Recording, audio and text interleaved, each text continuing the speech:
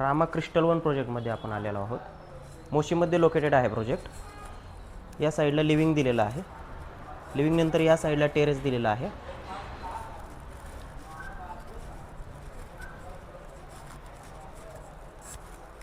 या साईडला dining space आहे. इकडे किचन आहे. किचनला अटॅच टेरेस आहे. बाहेर वॉश बेसिन आहे. डायनिंग एरियापासून पुढे आल्यावरती या साईडला टॉयलेट, बाथरूम आणि बेसिनची जागा दिलेली आहे.